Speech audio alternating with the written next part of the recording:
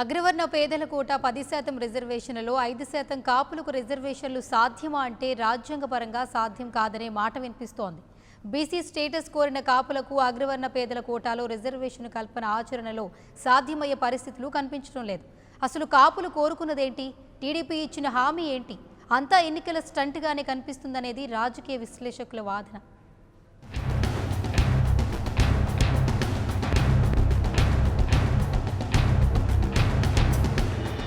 సార్వత్రిక ఎన్నికలు సమీపిస్తున్న వేళ కేంద్రంలోని బీజేపీ, ఏపీలోని టీడీపీలు ఓట్ బ్యాంక్ రాజకీయాలకు తెరలేపాయి. అగ్రవర్ణ పక్షపాతిగా పేరొందిన బీజేపీ అగ్రవర్ణ పేదలకు 10% రిజర్వేషన్లు కల్పిస్తూ బిల్లు తీసుకొచ్చి ఆమోదించుకుంది.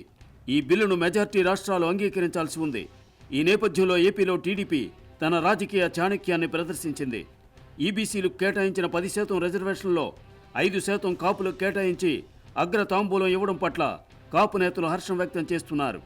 అయితే రిజర్వేషన్లు 50% దాటరాదని సుప్రీంకోర్టు ప్రకటించగా 50% ఓపెన్ కేటగిరీలోని అగ్రవర్ణాల పేదలకు బీజేపీ రిజర్వేషన్లు కల్పించడం రాజకీయ ఎత్తుగడగానే రాజ్యాంగ నిపుణులు భావిస్తున్నారు.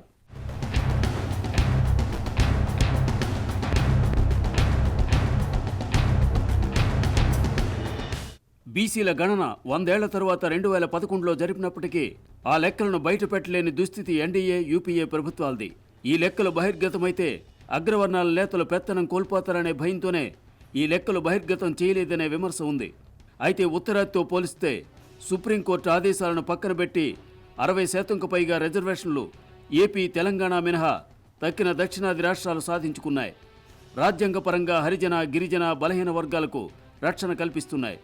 తక్కిన 50%లో అగ్రవర్ణాలకు రిజర్వేషన్ వెసులుబాటు ఉంది.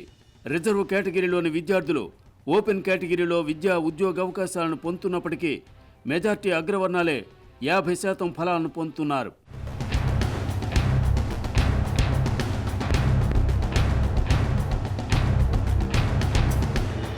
మూడున్నరేళ్లకు పైగా కేంద్రంతో దోస్తీ కట్టిన టీడీపీ ప్రత్యేక హోదా, విభజన హామీలు నెరవేర్చలేదని బీజేపీ కటీఫ్ చెప్పింది. అయితే కేంద్రం తీసుకొచ్చిన అగ్రవర్ణ పేదల రిజర్వేషన్ బిల్లును తనకు అనుకూలంగా మలుచుకునే ప్రయత్నానికి కేబినెట్ సమావేశాన్ని వేదికగా మార్చుకుంది టీడీపీ.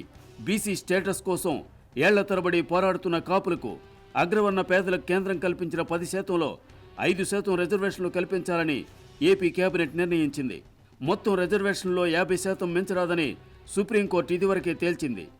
అటువంటి రిజర్వేషన్లో కాపులకు 5% రిజర్వేషన్లని చెప్పడం టీడీపీ సర్కార్ కాపులను మరోసారి మోసగిస్తోందని పలువురు ఆరోపిస్తున్నారు.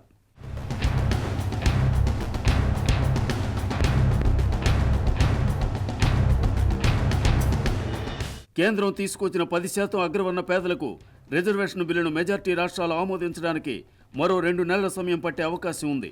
దీంతో కేంద్రంలో బీజేపీ, రాష్ట్రంలో టీడీపీ పేద అగ్రవర్ణాల రిజర్వేషన్ల పేరిట రానున్న ఎన్నికల్లో రాజకీయ లబ్ధి పొందేందుకు వ్యూహాలు రచిస్తున్నాయని పలువురు ఆరోపిస్తున్నారు.